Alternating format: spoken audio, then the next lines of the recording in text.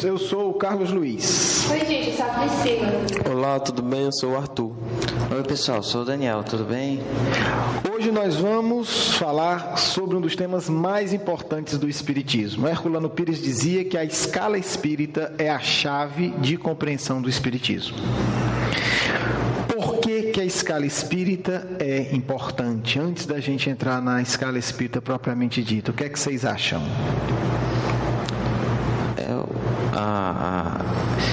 Assim, é o que vai dar um norte, né, para a gente definir as comunicações, classificar uma comunicação, se quem está se comunicando é um espírito sincero, com boas intenções, ou se ele está com más intenções, ou de enganar, esse tipo de coisa. É um auxílio para as comunicações que tivemos com os espíritos em relação à confiança. Até que ponto nós podemos confiar naquela comunicação ou não.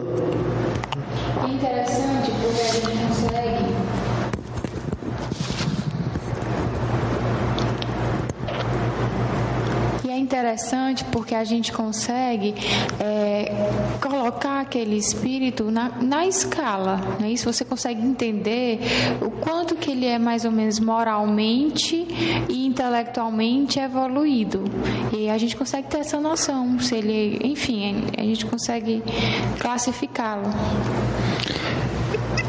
Eu acho que o ponto essencial é esse. É importante a gente ver o seguinte, que na época de Kardec e ainda hoje, as pessoas têm a ilusão de que os espíritos sabem tudo.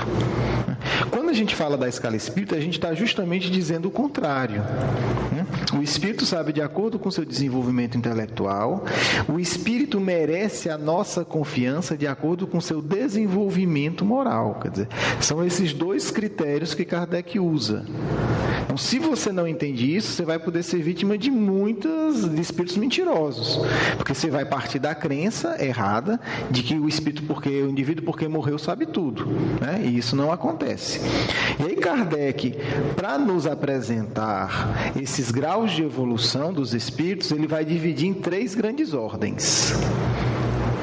A terceira ordem é a ordem dos espíritos imperfeitos, a segunda ordem é a ordem dos bons espíritos e a primeira ordem é a ordem dos espíritos puros. Pronto, vamos tentar entender um pouquinho como é que são essas ordens, né? Como é que a gente vai entender melhor a realidade espiritual a partir dessas 3 ordens, certo? É importante, antes da gente começar a dividir as ordens, que Kardec vai dizer o seguinte: essas 3 divisões, essas grandes divisões, possuem outras divisões internas, né, que são subdivisões, e que mesmo assim, nem sempre é fácil você dizer exatamente que ordem é o espírito, mas só o fato de você ter uma noção já ajuda você até saber como vai dialogar com ele. Então, Kardec primeiro faz esse alerta. Como em toda ciência, as classificações podem mudar um pouco, mas o fundamental é que você entenda que os espíritos podem ser avaliados pelo seu desenvolvimento intelectual e pelo seu desenvolvimento moral. Quando Kardec fala de moralidade, e isso é muito importante a gente entender, Kardec está falando principalmente de sentimento, né? Quando Kardec fala um espírito moralmente evoluído, Kardec está dizendo um espírito que tem sentimentos elevados, sentimentos nobres, de amor, de desapego. Quando Kardec fala de um espírito moralmente atrasado, ele está falando de um espírito que tem sentimentos ruins, de inveja, de ciúme, de domínio, de posse. As intenções dele, né, que são levadas em conta. Exatamente, no caso. esses sentimentos, né, são as intenções, né, vai revelar nas intenções. A terceira ordem, que são os imperfeitos, Kardec diz simplesmente o seguinte: é a ordem em que a matéria predomina. O que é a matéria predominar? Os interesses materiais. São aqueles que têm a tendência para o mal, né? A ignorância, o orgulho, o egoísmo e todas as más paixões consequentes dessas, né? Então, essa é a ordem dos espíritos imperfeitos. São aqueles em que o mal, o desejo do mal predomina. O espírito pode ser muito inteligente, mas se o desejo do mal, se os sentimentos dele são esses, ele é um espírito da terceira ordem. Pode ser um grande cientista. É o que Kardec vai explicar aqui. Quer dizer, ele é desenvolvido intelectualmente, mas moralmente ele é muito atrasado. Então ele é um espírito da terceira ordem. Na terceira ordem, Kardec vai criar várias classes. Eu vou ler rapidamente aqui uma por uma para a gente tentar entender, né, essas classes. A 10ª classe, né, que Kardec aqui coloca, né, são os espíritos impuros, né, é o pessoal mais barra pesada, são os mais difíceis, né, porque são espíritos inclinados ao mal e tem como principal preocupação fazer o mal. É o sujeito encarnado ou desencarnado. Que é bom lembrar que também tem encarnado. Tem encarnado, assim, né? Exatamente. Nós somos encarnados, mas nós somos espíritos. Cada um tem o seu espírito também. Exatamente. Né? A escala espírita serve para os dois, para a gente também, né? Vamos ver aqui onde é que a gente está. Mas depois a gente vai. Então, esse aqui é a pior ordem. São aqueles espíritos, né? Que inclusive Kardec coloca aqui, ó. Quando encarnados, inclinam-se a todos os vícios que as paixões vis e degradantes engendram. A sensualidade, a crueldade, a hipocrisia, a avareza sórdida, são aqueles indivíduos que realmente gostam de fazer o mal. É o sujeito que, se ele puder atrapalhar, ele atrapalha. E aí a gente tem muitos exemplos na história, inclusive, de espíritos impuros que tiveram muito poder, né? Os nazistas são um grande exemplo para a gente ver. Quer dizer, são espíritos que predomina neles o desejo do mal, né? Então são os espíritos mais complicados que a gente tem. Inclusive, alguns povos, não é isso que fala aqui, que transformaram esses espíritos, né, como espíritos do mal mesmo, como gênios do mal, né? Demônios, isso, né? Exatamente. Porque eles realmente, pelo que eu entendi, eles gostam mesmo de fazer o mal, eles sentem prazer em fazer o mal. Exatamente. Então são espíritos que, quando se tem um contato mediúnico, se o indivíduo não conhece a escala espírita, vai dizer assim, não, esse aqui é o próprio demônio, porque de fato são espíritos que pregam e que têm prazer com o mal. Com a escala espírita a gente sabe, eles são espíritos iguais a nós, eles estão, né, nessa fase, eles escolheram esse caminho por conta do livre-arbítrio. Mas no final das contas, são espíritos como nós. Eu participei de uma reunião mediúnica que um desses espíritos se comunicou. E ele dizia que era o próprio demônio. Claro que ele estava mentindo para assustar, né? Eu sou o demônio, eu sou o príncipe das trevas e tal. Foi socorrido. Conseguiu-se, com muito sacrifício e diálogo, ajudá-lo. Mas se nós não conhecêssemos a escala espírita, a gente, pela vibração, pela agressividade, a gente ia achar que era o próprio diabo. Talvez até ficasse com medo, saísse correndo assustado. Então, os povos que não têm essa compreensão da escala espírita dizem que são demônio. Realmente são espíritos que representam sim um demônio. E eles podem até fazer alguns efeitos físicos também, não é isso? Aí é que os povos ficam com mais medo ainda. Assustam mais, né? Assustam mais. E aí as pessoas não entendem, acham que é o demônio e aí ficam mais apavoradas, que é o objetivo deles, apavorar, né? São espíritos inclinados ao mal. Mas são espíritos que terão as suas oportunidades, que reencarnam, como coloca Kardec aqui no Livro dos Espíritos, e que, quando encarnam, trazem tudo isso, né? Eles não vão se transformar em espíritos bons em 100 anos. É impossível. Mas ao longo dos séculos, eles certamente vão evoluir, vão se tornar bons espíritos. E eles se sentem bem, assim, com o medo das pessoas, com o fluido, com o que elas liberam no medo, fazem bem isso para eles? Não é que fazem bem. Kardec indaga isso a esses espíritos. E eles dizem, né, como eles estão infelizes, eles sentem uma espécie de alívio em ver a desgraça do outro. Para, tipo assim, ele alivia. Ser o único a sofrer. Exatamente. Se eu estou sofrendo, pelo menos não estou só. Eu estou sofrendo, eu quero ver os outros também sofrendo. Eu estou sozinho, eu quero ver os outros só. Eu tô desesperado, eu perdi as pessoas que eu amo, eu vivo, né? Eu quero também que os outros passem por isso. Também não tem aquela questão, eu já escutei falar, que um médium, quando ele está assustado, ele libera fluidos. Uma pessoa com sim, né? Libera energias desequilibradas. E eles chegam a usar essa energia. Na verdade, eles tentam colocar medo para a pessoa liberar essas energias e eles poderem usar essas energias. O que que eles fazem com essas energias, assim? Eles podem, por exemplo, se estamos falando de médiuns deseducados, impregnados, né? Dá choque, os médios sentem verdadeiro choque. Eles usam essas energias para impregná-la de energias ruins e voltar para o médium, por exemplo, né? Tem muita gente que tem mediunidade e não se cuida, e esses espíritos usam para dar choque, para dar susto, para dar grito no ouvido da pessoa, às vezes para derrubar a pessoa, para mexer coisas, cadeiras, essas coisas. Sempre com o objetivo de assustar, né? É uma das coisas que eles podem fazer, entre outras, porque são espíritos que se ocupam principalmente em fazer o mal, né? Esses são os verdadeiros flagelos da humanidade, como se diz. São espíritos que estão ali sempre buscando causar o maior sofrimento possível, porque eles estão sofrendo muito. Certamente terão que responder por isso, diante da lei, terão reencarnações muito difíceis. Quando a Terra se transformar num mundo de regeneração, por exemplo, esses espíritos não poderão mais habitar nem o mundo espiritual ao redor da Terra e nem a própria Terra. Irão para outro planeta. Vão para outro planeta, reiniciar o processo educativo, né? Planeta mais tipo assim, mais rústico. Mais rústico, mais grosseiro, e aí eles vão começar a sua saga lá milenar para poder, né, ter mais uma chance de se recuperar. Mas aí eles podem ficar assim, e subindo na escala, no caso, né? Isso eles... Todos esses espíritos um dia serão tão puros e evoluídos quanto Jesus. Porque eles são filhos de Deus tanto quanto Cristo é. São filhos de Deus tanto quanto nós somos. Por isso que é importante entender a escala espírita. Eles optaram por rebeldia e estar fazendo mal. Eles vão reparar todo o mal que fizeram, vão aprender e um dia serão espíritos puros. Um dia serão governadores de planetas como é o Cristo. Por isso a importância da escala espírita, né? É diferente de dizer, não, ser eternamente condenado por mal. Não, eles estão fazendo muita coisa errada. Vão sofrer por muitos séculos, às vezes milênios.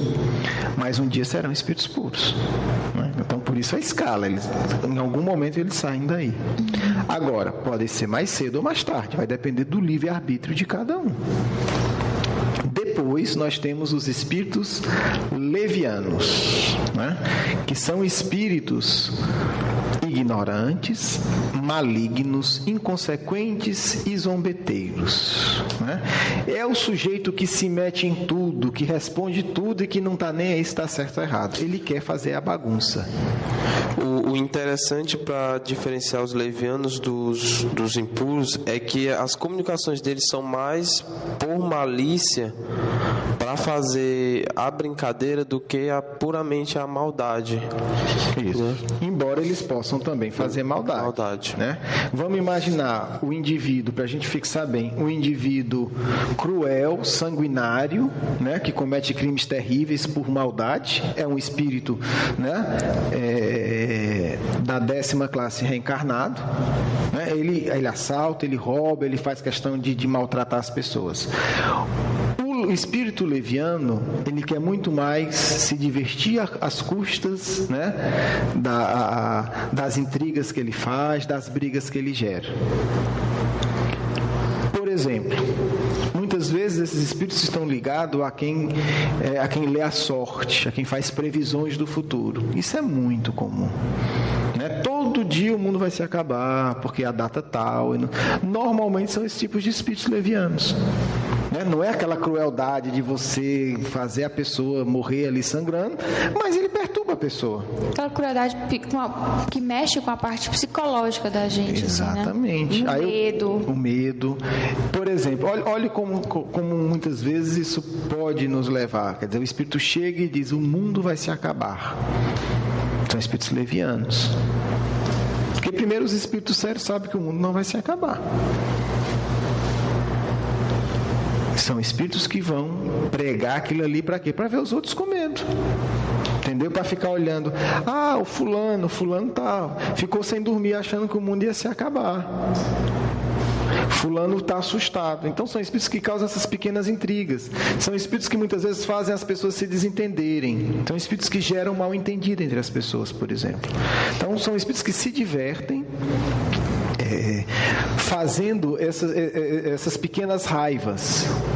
Então, é um outro tipo de espírito. São espíritos atrasados também, mas que muitas vezes atrapalham, né? E podem falar algumas verdades, mas são espíritos que não estão preocupados em falar a verdade. Ele responde qualquer coisa.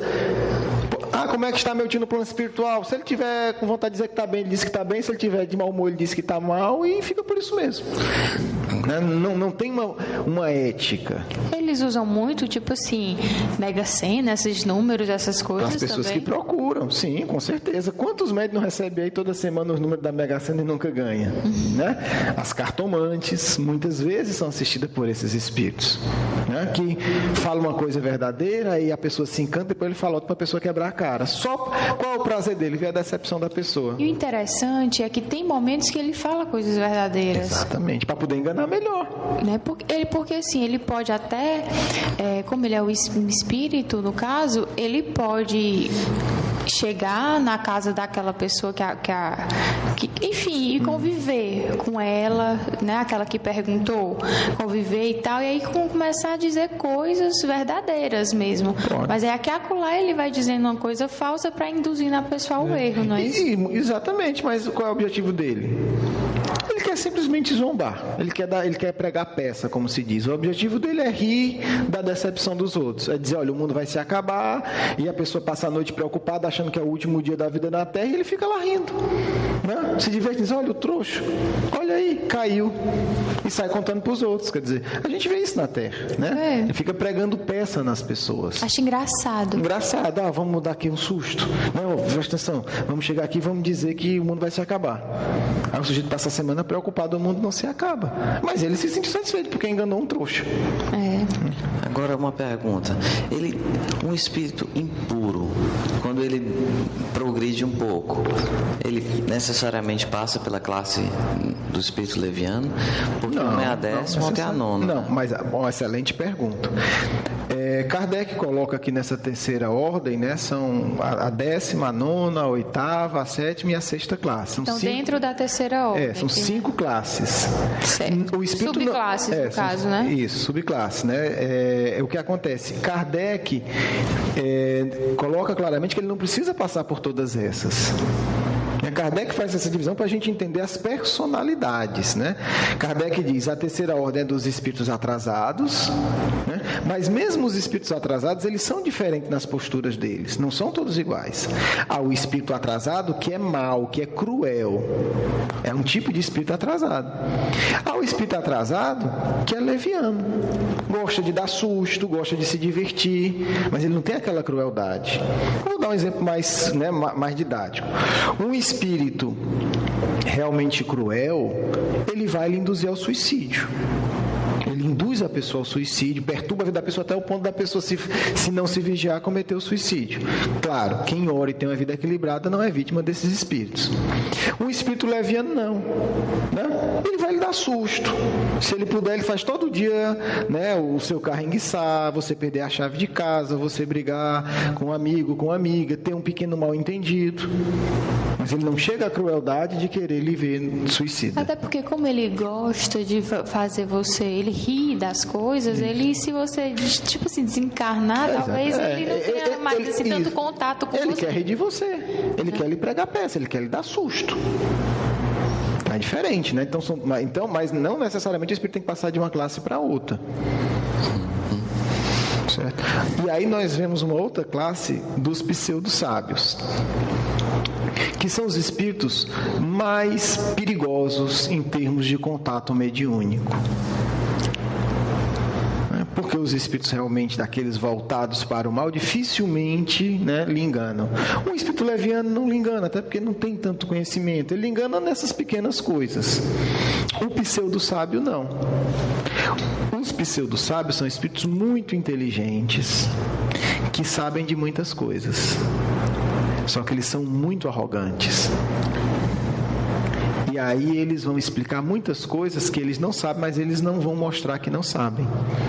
É como um professor muito arrogante, orgulhoso. Ele sabe muito, mas na hora que você pergunta uma coisa que ele não sabe, ele inventa qualquer explicação para, né, não dar o braço a torcer, como se diz. E botando nomes muito bonitos, assim, né? Usando termos técnicos para que a gente não consiga entender nada e achar que ele está está se garantindo que ele fala.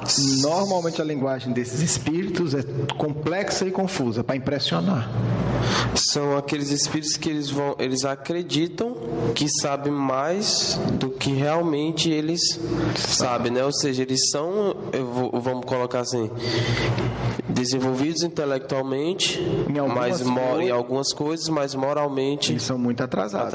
Porque eles estão numa terceira ordem. Então, eles têm um intelecto desenvolvido, eles conhecem muitas coisas, mas eles não têm o mínimo de humildade de dizer, isso eu não sei. Então eles são muito orgulhosos. Exatamente, são espíritos caracterizados pelo orgulho. Né? E aí tem uma linguagem séria, diferente do leviano. Esses têm uma linguagem séria, científica. Então esses são mais fáceis de enganar do que os outros, realmente. Esses são os mais perigosos. Porque você acha que ele é uma pessoa que está ali, que sabe, né? E como realmente algumas coisas ele sabe, e você fica sem saber muito bem, assim, né? Como desmascarar, né? A primeira coisa, espírito que diz que sabe tudo, desconfie. Provavelmente é um pseudo-sábio. Espírito que responde sobre todas as questões de uma maneira muito direta e fácil, desconfie. Porque talvez ele saiba muito de algumas questões, não de outras. Muitas vezes o espírito começa a descrever o plano espiritual. A parte que ele conhece, ele descreve de uma maneira até correta. Mas você pergunta, e como são as regiões mais inferiores do planeta? Ele não sabe. Aí ele começa a inventar. Olha como é problemático. Ele falou a verdade no que ele sabia. Como é que são as colônias, a vida nas colônias superiores? Ele nunca foi lá. Ele começa a inventar. Como é que é a vida no sistema solar? Ele nunca saiu da Terra, ele é um espírito atrasado. O perispírito dele é pesado, ele não consegue ir para outro mundo. E ele começa bota um pouco do que ouviu, bota um pouco do que imaginou e fala difícil. Então são espíritos que a gente tem que ter muito cuidado. Uma forma de observar é isso. Não é porque o espírito falou uma coisa certa que tudo que ele vai falar é certo.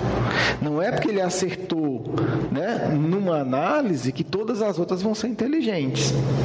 Então são os espíritos que a gente tem que ter mais cuidado. E aí quando se juntam, e aí eu vou falar uma coisa que talvez não é nenhum preconceito, mas é importante a gente alertar, pessoas que usam mediunidade cobrando, muitas vezes são assistidas por espíritos levianos e pseudo-sábios.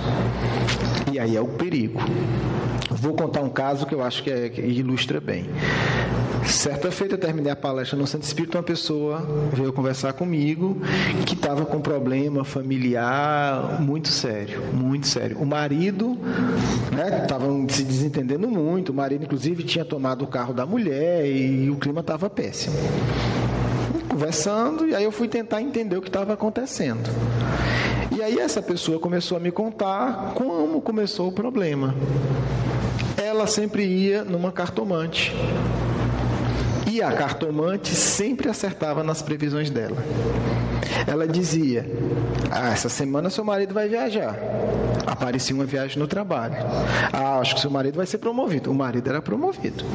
E a cartomante, os espíritos que assessoravam, ganharam a confiança dela. Depois a cartomante chegou e disse, seu marido está tendo uma amante. Ela que era ciumenta e que confiava na cartomante, obviamente a vida dela se tornou um inferno e tornou a vida do marido um inferno. Porque ela me dizia, se ele não vem almoçar, porque está no trabalho, porque eu já acho que ele está se encontrando com alguém. Se ele chega mais tarde, eu também já faço uma confusão. E a gente tanto brigou que ele não soube o que fazer, disse que tomou o carro e estava naquele clima terrível. Olhe que armadilha sutil. Para um espírito leviano e o pseudo-sábio é muito fácil, se eles quiserem, saber essas coisas do dia a dia. Ora, mas como é que o espírito sabia que o marido ia viajar? Era fácil, ele estava lá no trabalho ouvindo. Acompanhou para poder ganhar a confiança. Como é que o espírito sabia que o chefe ia promover ele? Ora, ficou lá no lado do chefe ouvindo as conversas. Antes do chefe anunciar, deve ter comentado com alguém. Eles podem até ficar lá de falando plantão com o chefe para promover, implantando essas ideias também. Também, mas é muito mais. Mesmo que ele não tenha influência no chefe, ele sabe, ele é invisível, ele entra lá. Se o chefe não for uma pessoa espiritualizada, tudo que é espírito entra no trabalho dele. E aí ouvem, chega lá e conta. Quer dizer, parece que eles fizeram muita coisa. Eles apenas ouviram e repetiram. Agora, o problema não era se ficar só nisso, seria só uma coisa menos grave. Agora, na hora que diz isso, como a vida da... Quer dizer, você pega um casamento, era 20 e tantos anos, transforma no inferno. As pessoas às vezes me perguntam, você vê algum mal? Eu vejo. Você ir em médium, seja que nome tenha, que cobram. Porque primeiro você está fazendo uma maldade com o médium, porque o médium vai ter que responder para a lei de Deus o fato dele estar cobrando. Então você está alimentando algo errado. Segundo, você está se expondo. Porque se você continua ainda é porque está dando certo. Vai ganhando sua confiança.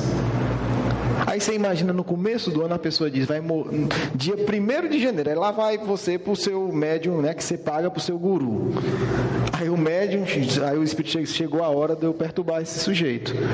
1º de janeiro chega e diz, Daniel, uma das pessoas que você mais ama vai desencarnar esse ano. 365 dias de aflição. Você vai ficar neurótico.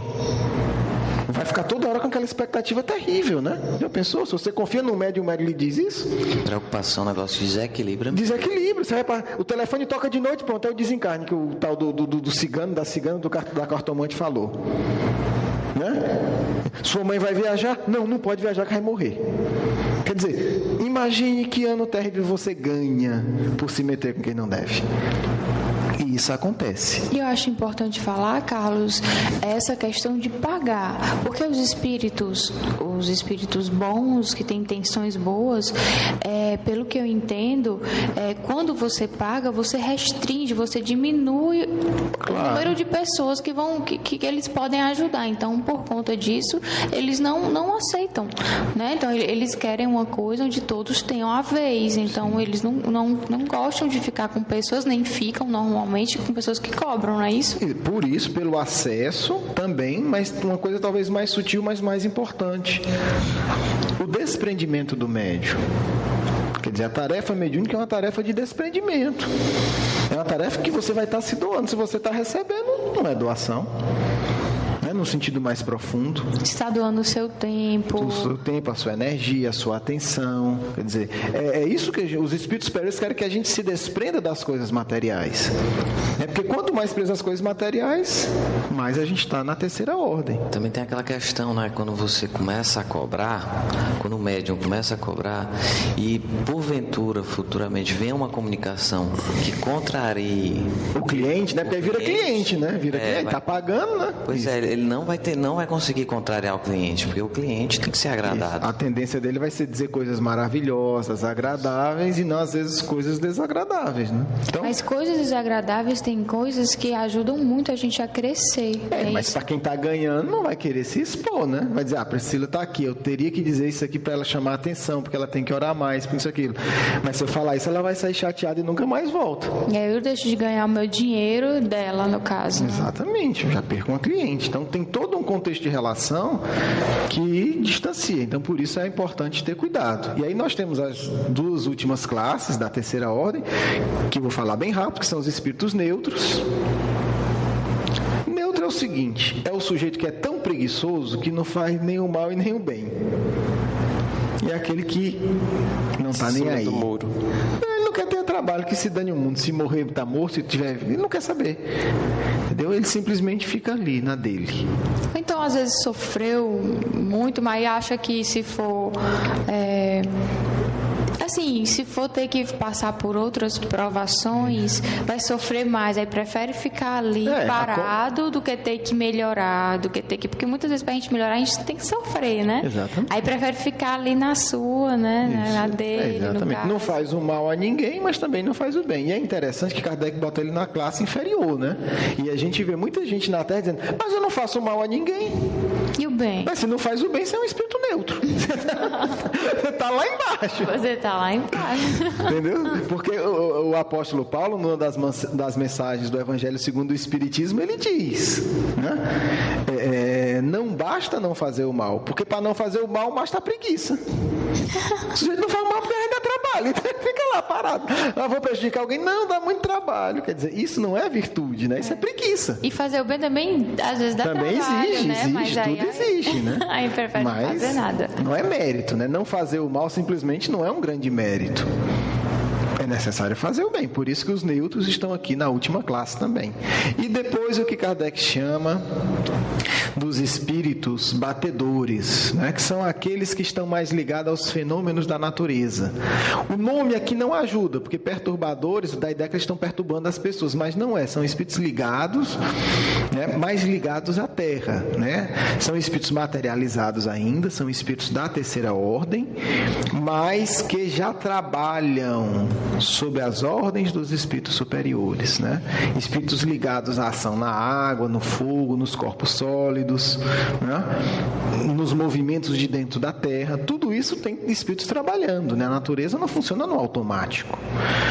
E muitas vezes a gente tem muitas experiências com esses amigos nas reuniões mediúnicas de desobsessão, né? São os espíritos que estão muitas vezes protegendo o centro, né? Possuem energia mais material. E aí muitas vezes impõe inclusive respeito aos espíritos levianos, muitas vezes que querem entrar para bagunçar a reunião. Então, uma reunião mediúnica dirigida por um espírito superior vai ter esses espíritos batedores, que ficam na porta, literalmente. Aí chega um espírito leviano querendo bagunçar, olha para ele e já muda de ideia. Diz, opa, aqui não. Muitas vezes eles se caracterizam, né, de soldados romanos, porque já foram, em épocas antigas, ou como índios, enfim, seja como for. Mas são espíritos que já estão, né, a serviço do bem. São ainda materializados, mas estão a serviço do bem. Então eles pelo menos já estão assim mais... como é que eu posso dizer? Já estão mais ligados com espíritos melhores. Bom, já estão totalmente distantes de espíritos maus. São espíritos que agem sob a orientação dos bons espíritos. Apesar de mesmo assim ainda serem imperfeitos, né? Mas você já vê uma certa preocupação em querer se melhorar, assim, não é isso? Exatamente. É como diz Kardec, né? Quando muda, a mudança é sutil. Ele fala como se fossem as cores do arco-íris. Você não sabe exatamente onde, né, um espírito deixa uma categoria para outra. É para ter uma noção geral. São espíritos ainda materializados, com o perispírito mais grosseiro, mas que obedecem, mas que trabalham e que ajudam, né? Então eram esses os espíritos que faziam as pancadas nas mesas? Exatamente. Antigamente, né, no caso. Por isso o nome de batedores. Não é nem antigamente, que ainda pode acontecer, no caso, né? Mas foi lá no começo do espiritismo, não é isso? Sim. E a gente tem que ter cuidado de associar, porque às vezes a gente só associa que os batedores são imperfeitos e por isso eles são ruins. Não são espíritos bons, são espíritos amigos, né? A gente assusta, né? Porque faz barulho, não, eles são ruins, né? Então, normalmente eles são comandados pelos superiores. São comandados pelos... Porque o espírito superior, ele também faz efeito físico, ele também faz batida. Mas como a lei de Deus é de cooperação, né? Então, é mais fácil um espírito nesse nível ajudar, por exemplo, a mover uma mesa ou ficar numa porta protegendo, do que ele planejar o trabalho todo. Ele não tem essa capacidade ainda. Então, normalmente, os espíritos mais evoluídos deixam esse trabalho para esses espíritos, para eles também colaborarem. É claro que um espírito como o Bezerra de Menezes, eles podem ficar na porta da reunião mediúnica protegendo, e protege. Mas existem coisas que, por exemplo, um Bezerra de Menezes faz que aquele espírito não pode fazer. Então, para que todos colaborem, normalmente os espíritos superiores, eles deixam essas tarefas a esses amigos espirituais, que vão poder ser úteis. E eles vão fazer coisas, né, que esses normalmente não teriam condição de fazer. Então a gente pode chamar eles de espíritos auxiliares. São auxiliares. Kardec ainda diz assim, muitas vezes você não tem um auxiliar material, uma pessoa que vai lhe ajudar ali numa coisa, vai carregar um caminhão, uma coisa mais pesada. Então, Kardec faz essa comparação, né? Mas que não entra aí preconceito social, é o nível espiritual de cada um. Mas são esses. Então, esses terminamos, né? Então, todos esses espíritos, né? Os que realmente são líderes das trevas, cruéis, né? Os levianos, né? Que não estão preocupados com a verdade. Os pseudo-sábios, que não são espíritos que têm muita inteligência, mas que não têm compromisso com a verdade. Os neutros e os batedores, todos esses formam um grande grupo dos espíritos mais atrasados. São da terceira ordem. Terceira ordem. Então, isso aí a gente já começa... Porque é importante entender, quando a gente fala de um espírito que não é evoluído, a gente vê a complexidade. Né? Não é um tipo só, são vários tipos. E o próprio Kardec diz, isso é apenas para dar uma noção. A realidade ainda é mais complexa. Por isso a gente não pode conversar com os mesmos espíritos do mesmo jeito. Uma coisa é eu estar conversando numa reunião mediúnica com um espírito neutro. Está lá, né, perdido, é tão preguiçoso que não se deu conta nem que desencarnou, né? Você conversa, deixa eu ficar aqui deitado. Eu digo, mas ele quer ficar deitado, acabou-se. Aqueles que normalmente têm muito sono, é isso? Pode ser, aí tem que ver cada caso, mas normalmente são espíritos que não querem nenhum compromisso com nada. Não quer fazer o bem, não quer fazer o mal, quer ficar quieto no canto dele, quer ter a vidinha dele. Às vezes é um que só quer acompanhar, que se comunica, né? Eu estava acompanhando o médico, eu gosto da companhia dele. Assim, ele não... Exatamente, ele não tem aquela coisa, eu vou prejudicar, vou fazer ele ter depressão, não, vou fazer ele brigar em casa, não, tá de bobeira. Então, isso é pra gente ver que o panorama dos espíritos atrasados é uma coisa, né? É diferente de você conversar com um espírito desse, é diferente de você conversar com um espírito leviano, que vai estar ali soltando piada, querendo, né, descontrair, aparecer e tal, e você conversar com um pseudo-sábio, que exige muito mais atenção, porque vai argumentar, vai tentar se fingir superior, e conversar com o verdadeiro líder das trevas, né? Um espírito cruel. Ou às vezes não é líder, mas é aquele assassino cruel, né? Que assalta, que sequestra a criança só para matar ela, quer dizer, são perfis psicológicos diferentes. Um vai chegar falando de ciência, falando bonito, o outro vai chegar com brincadeiras tolas, o outro vai estar ali, não vai ter preguiça até de falar, né? E o outro vai estar ali, né, dizendo que matou mesmo, e que bebeu sangue, que não sei o que e tal. Então, não pode padronizar. Primeiro eu tenho que saber com quem é que eu estou falando, qual é a necessidade, qual é o perfil psicológico. Carlos, e pode ser, tipo, duas coisas ao mesmo tempo, um espírito só? Tipo, ele ser leviano e ao mesmo tempo ele ser... Pode sim. Por exemplo... Pseudo-sábio, sei lá. Pode sim. Coisa assim, pode dois sim. Ao mesmo tempo. Pode, porque na verdade Kardec está dando os tipos gerais. Por exemplo, você pode ter um pseudo-sábio que, além de ter esse saber, é um espírito extremamente cruel. Na verdade, eu diria, né, para pegar o exemplo histórico do nazismo, ali nós temos exatamente isso. Espíritos que sabem muito, que conhecem e que são extremamente cruéis. Não sabem tudo, mas numa determinada área da ciência eles são competentes. Então, muitas vezes você vai ter espíritos que são pseudo-sábios e que são também muito cruéis. Você vai ter o pseudo-sábio que ele quer mais aparecer, né? Quer ser adorado como um sábio. Mas você vai ter outro que vai ter muita inteligência e vai ter um grau de crueldade muito grande. Então, há essas combinações, sim, né? Você vai ter espíritos que são levianos, mas que sabem também alguma coisa de ciência e vão tentar lhe encantar, ou que são levianos e também são muito cruéis. É como Kardec diz, Kardec dá uma noção para a gente entender, mas vai ter essas misturas, né? Porque no fundo ele está falando de milhões de espíritos. Mas se a gente entender essas categorias principais, pelo menos a gente vai ficar alerta, saber que cada espírito é uma história. Não dá para botar, tudo é espírito atrasado, é a mesma coisa. Não é.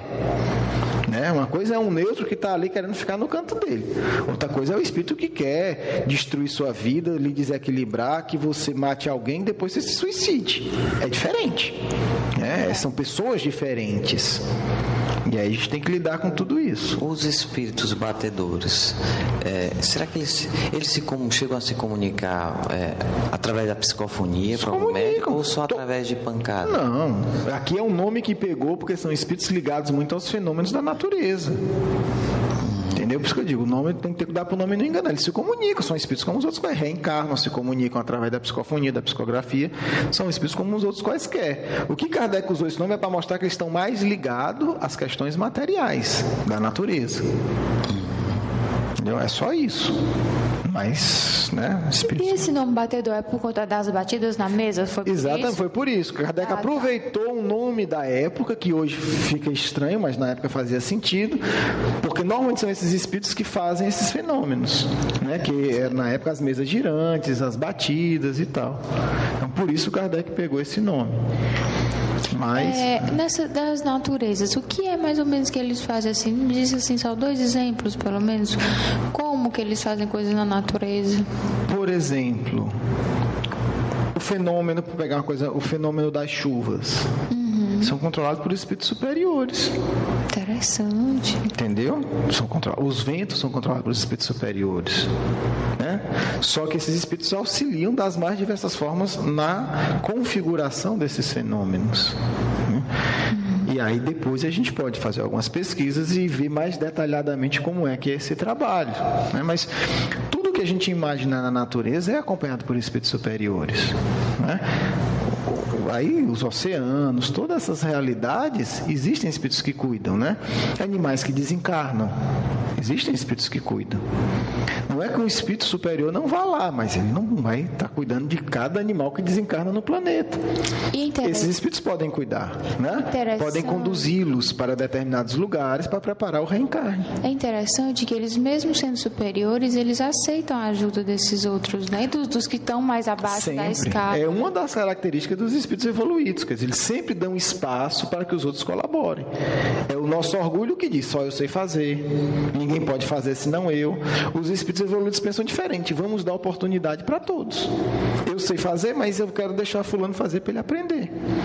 Porque ele se torna melhor. Porque ele se torna melhor, porque ele colabora, né? Então, com certeza, é a característica dos espíritos mais evoluídos. Vamos para a segunda ordem, né? O que é a segunda ordem?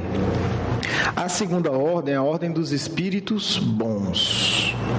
Não são espíritos santos, iluminados, são bons. São aqueles que já possuem um forte desejo no bem. Essa é a segunda ordem. A característica geral é o quê? São espíritos que se preocupam com o bem. E aí a gente vai ter, né, teremos algumas classes, teremos 4 classes. Eu vou falar bem rápido, né? Num outro momento a gente aprofunda isso. Os espíritos benévolos. É aquela pessoa boa, não tem o que complicar muito. Não é a pessoa boa, que nós conhecemos várias pessoas assim. Não são pessoas estudiosas, não são pessoas também com a bondade, né, extrema, mas são pessoas boas, né? Aquela pessoa que, se puder, ajuda, que está disposta a acolher e ajudar as pessoas ao seu redor. Depois, nós temos os espíritos sábios, né? O nome pode confundir um pouco, porque sábio, na época de Kardec, eram cientistas. Então, são os espíritos ligados que têm grandes conhecimentos. E aí a gente vai perguntar qual a diferença desse espírito aqui, os sábios ou cientistas, dos pseudo-sábios. A diferença é uma só. O pseudo-sábio, ele é tão arrogante que ele não admite o limite do seu conhecimento. Esse não, são espíritos que, como já têm o bem dentro de si, eles não querem ficar enganando ninguém. Eles sabem muito determinadas áreas, mas não vão mentir sobre outras. Agora, uma coisa que eu acho interessante, assim, é que o bem, na verdade, sempre está dentro da gente, né? Isso, mas assim, é como se ainda tivesse pequeno, não mais assim, no caso, né? Não tão desenvolvido nesses pseudo-sábios, né? Isso. Mas aí ele tem, mas ele depois vai crescer, não é isso? Exato. Todos os mais cruéis, todos eles têm a tendência do bem. Agora, esse desenvolvimento é pelo livre-arbítrio. De acordo com o livre-arbítrio, ele desenvolve aquilo mais rápido ou não. Então, os espíritos sábios, os científicos, né, são aqueles que possuem amplas noções de ciência, conhecem muita coisa e já têm o desejo do bem. Não são, né, grandes espíritos em termos de amor. Conhecem muita coisa e buscam a ciência para fazer o bem. Já não são vítimas das paixões inferiores. Um exemplo de espírito sábio seria esses médicos que operam cirurgia espiritual? Pode ser, porque entre os médicos que operam cirurgia espiritual também, eles vão estar em vários pontos da escala espírita. Você vai ter desde espíritos, né, sábios, digamos, que estão se redimindo ali, a espíritos muito evoluídos. Mas falando de cirurgias espirituais, né, dentro de um trabalho do bem, porque também há médicos no trabalho do mal, não esqueçamos disso. Sim, normalmente são esses espíritos, são cientistas, né, normalmente são esses médicos, né? Claro, o Bezerra de Menezes é muito mais evoluído, mas pode operar, mas normalmente deixa espaço para esses espíritos, né, para que eles também possam dar sua cota de colaboração. Então é um ótimo exemplo. O outro que está um pouco mais, que é mais evoluído que são os que o Kardec chama de espíritos prudentes, que possuem uma moral muito elevada, possuem grande conhecimento e grande moralidade. E E aí a gente vai já, né, ver alguns vultos do movimento espírita que realmente são espíritos desse patamar, são espíritos já numa elevação muito respeitável. São os espíritos, eles reúnem, eles têm uma bondade muito grande e têm um saber muito grande também. Mas mesmo esses, os conhecimentos também são limitados, né? Conhecem muita coisa, mas também tem um limite. E os espíritos superiores, né? Comunicam-se voluntariamente com aqueles que os procuram de boa fé. Então os espíritos superiores podem se comunicar conosco, né? Cujas almas estejam bastante libertas dos liames terrenos para compreender o que eles têm a dizer. Você não precisa ser um espírito evoluído, superior, para receber uma comunicação de um espírito superior. Eu vou dar alguns exemplos a título didático, que podem, inclusive, alguém pode discordar, mas talvez seja importante a gente entender isso, né? Já que o Daniel começou dando o exemplo dos sábios, eu vou tentar dar exemplo do que Kardec chama de prudentes e de superiores, certo? Sempre dizendo, né? Pode haver alguma margem de erro. Por exemplo, a gente poderia chamar de um espírito prudente, né? E aí tem uma margem, talvez prudente, ou já se encaminhando como um espírito superior, alguns espíritos do movimento espírita, que reuniram elevadíssima moral e elevado saber, né? Como, por exemplo, o Caibá Chútel. Caibá Chútel seria uma característica de um espírito que pode ser entendido como um espírito prudente ou como um espírito que está iniciando a escala do espírito superior. Seria um exemplo aí de transição. Porque na superior ainda tem várias divisões, é isso? Isso. Por exemplo, um espírito superior, que a gente pode dizer sem medo de errar, Bezerra de Menezes. Cada grupo desse também tem a sua escala, sim, né? Não é só a ordem, né? Dentro da ordem você vai ter as subdivisões ainda. Então você pode ter, por exemplo, Bezerra de Menezes e Eurípides Barçanufo. São, sem dúvida, espíritos superiores. Gandhi é, sem dúvida, um espírito superior. Para a gente não ficar só no meio dos espíritos. Francisco de Assis é, sem dúvida, um espírito superior. Esses a gente pode falar sem medo. Como espírito prudente caminhando para espírito superior, eu diria, mas é só um exemplo, o Caibá Chútel e o José Herculano Pires. São espíritos com a moral elevadíssima, que tiveram uma vida extremamente abnegada em prol do outro. Renunciaram muito. Para a gente ter apenas uma noção. Então a gente vai ver que são todos espíritos, né? São espíritos que, quando se apresentam, possuem uma energia fantástica, né? Normalmente emocionam. Mas a gente precisa fazer um pouco esse exercício de entender, né, a escala espírita, porque mesmo em cada grupo desse existem vários. Existem coisas que nós fazemos para poder entender melhor. Existem outras que a gente tem que reconhecer, para não virar pseudo-sábio, que a gente não tem capacidade de saber. Eu, pelo menos, não tenho capacidade de saber a diferença evolutiva entre Bezerra de Menezes, Eurípides Barçanufo e Mahatma Gandhi. Eu ainda consigo entender que todos eles são espíritos superiores, sem dúvida. Mas eles também podem estar em escalas diferentes. Agora, né? possivelmente, dos espíritos superiores, eu não sei dizer. Qual é o mais evoluído dos três? Eu não tenho capacidade de dizer isso. Um dia eu vou ter, estamos evoluindo, mas hoje eu não tenho. Mas eu sei dizer que eles são os espíritos superiores. Eles não são simplesmente, né, um sábio. Eles não são simplesmente uns espíritos que têm alguma bondade. São espíritos que têm uma capacidade de compreensão profunda de tudo. São inteligentíssimos e são espíritos com a bondade, com a capacidade de se sacrificar pela humanidade. Sacrificar seu conforto, sacrificar sua paz, sacrificar sua família, sacrificar tudo o que é necessário para o bem coletivo. Então estamos falando de altíssimo sacrifício, né? Não é um fim de semana se sacrificando, são décadas de sacrifício continuado. Então, aí a gente fala que é um espírito superior por isso. Agora, quem é um pouco mais ou um pouco menos evoluído, para a gente não deixar, né, a nossa cultura católica de fora, a gente pode falar de um Antônio de Pádua também. Além do Francisco de Assis, são espíritos que você vê a vida, você vê a obra, você vê as análises intelectuais, você vê a compreensão que eles têm, é uma coisa totalmente acima da média. Não são apenas inteligentes e não são apenas bons, eles simplesmente dedicaram tudo. Tiveram uma vida abnegada. Abnegada. Não é só a pessoa boa que faz o bem. eles abnegaram de tudo, de conforto, de sucesso, de fama, de tudo. Desprenderam. Eles sacrificaram tudo. Então, são diferentes. É diferente do indivíduo que é bom, né? Um indivíduo que é bom, ótimo, mas eles não, eles simplesmente foi tudo, né? Dinheiro, possibilidades, tudo aquilo que eles viram na vida deles, que se eles renunciassem ia ser benéfico para a humanidade, eles renunciaram. Né? Como quem diz, se meu braço está atrapalhando, arranca. Isso aqui, então não quero. Não vai ser possível você seguir uma excelente carreira profissional e fazer o bem. Eu abro mão da carreira. Quer dizer, é aquela coisa de uma doação completa.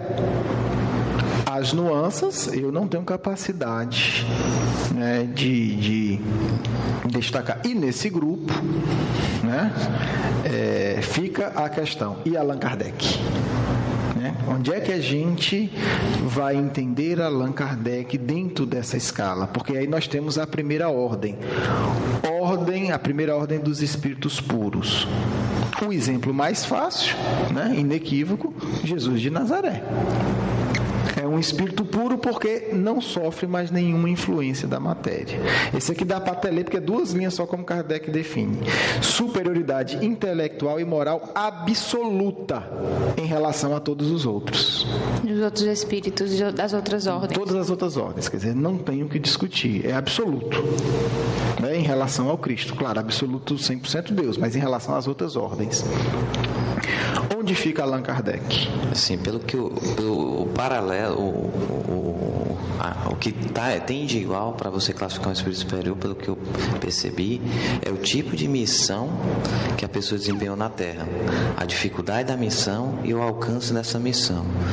E se você fizer um paralelo, o alcance da missão de Kardec, a dificuldade que ele enfrentou na época, a dificuldade era altíssima e o alcance incalculável, eu estipulo que ele era um espírito superior. Eu confesso que aí é aquela história, chega uma hora que a gente não tem como compreender os detalhes, né? Concordo com você, não resta dúvida que Kardec é um espírito superior. Kardec vem trazer o alicerce da regeneração da humanidade toda pelos próximos milênios, então não é pouca coisa, não é reformar uma instituição, não é melhorar a vida, né, específica de um povo. Kardec vem com a tarefa e foi só dele. E curioso é isso, foi só dele. Você não vê um outro Kardec do lado dele. Né? Foi ele, teve os amigos que ajudaram, mas um espírito do porte dele ali, para discutir, não tinha os desencarnados. Então Kardec vem trazer a base da civilização.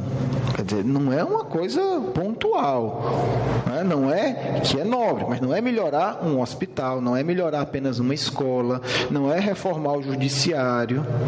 Kardec vem trazer as bases da reforma de toda a sociedade terrena. Então, no mínimo, ele está no topo da hierarquia dos espíritos superiores. E aí vamos deixar as pesquisas do futuro, a gente ampliar nossa compreensão espiritual.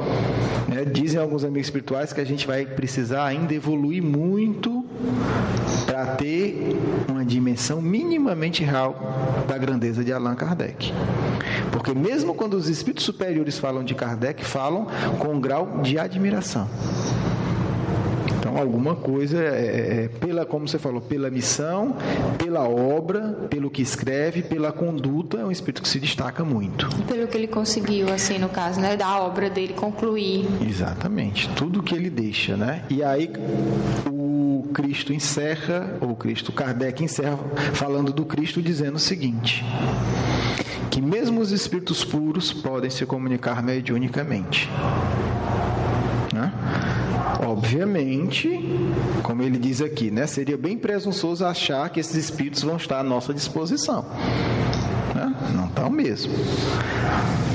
Mas é possível sim esse tipo de comunicação. Depois a gente vai discutir um pouco, né? Tá aí o espírito de verdade que se comunica com Kardec, né? E é uma prova dessa possibilidade. E aí esse assunto para um outro programa. Certo. Agora agora vamos fazer o nosso evangelho, né, para que a gente passe para a segunda parte do nosso programa, que é o comentário dos amigos espirituais. Vamos ler um trecho do evangelho e nos preparar. De forma aleatória, não é isso? Exatamente. Qual foi a mensagem que caiu? Capítulo 27, Pedi e obtereis, do livro do Evangelho segundo o Espiritismo. Qualidades da prece. Quando orardes, não vos assemelheis aos hipócritas, que afetadamente oram de pé nas sinagogas e nos cantos das ruas para serem vistos pelos homens. Digo-vos em verdade que eles já receberam sua recompensa. Quando quiserdes orar, entrai para vosso quarto e, fechada a porta, orai ao vosso Pai em segredo, e vosso Pai, que vê o que se passa em segredo, vos dará recompensa. Não cuideis de pedir muito nas vossas preces, como fazem os pagãos, os quais imaginam que pela multiplicidade das palavras é que serão atendidos. Não vos torneis semelhantes a eles, porque nosso Pai sabe do que é que tendes necessidade antes que vos peçai. Mateus capítulo 6. Jesus amado, obrigada pela oportunidade de estarmos aqui, reunidos em Teu nome, de termos a oportunidade de dialogar com os amigos espirituais que estão dispostos a nos ajudar no caminho do nosso crescimento espiritual. Obrigada por essa oportunidade. Que assim seja. Que assim seja.